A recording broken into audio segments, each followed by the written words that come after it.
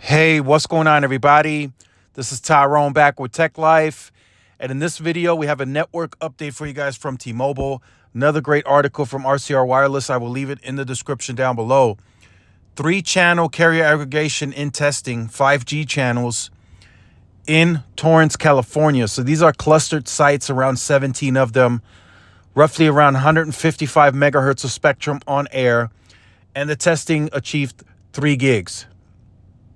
Now, of course, this is the commercial network, probably perfect conditions, not a lot of customers on the network at this time. So that's going to slow down, of course, but this is showing progress, and it shows that there's more for T-Mobile to pull from the network. So there's additional advantages between the S21, S22.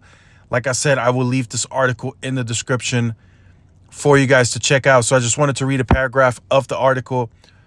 RCG tested 3-channel aggregation in a 17-site test cluster for T-Mobile in Southern California city of Torrance. The cluster covers about 24 square kilometers of urban and residential neighborhoods. The 3-component carrier aggregated carriers were 15 megahertz of TDD spectrum at 600 megahertz, 100 megahertz of 2.5 TDD, and another 40 megahertz of TDD 2.5.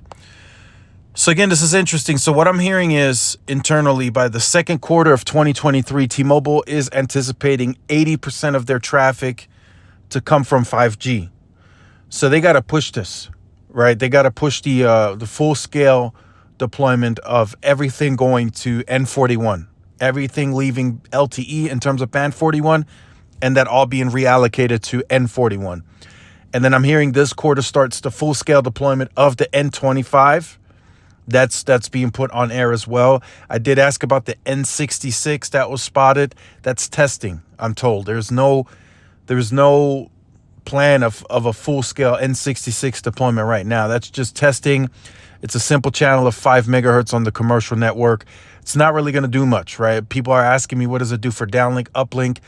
5 megahertz is 5 megahertz. There's not much to say. It's just the same as $5 is $5. There's not much you can do with that 5 megahertz, especially if it's the anchor band. The uplink is going to suffer.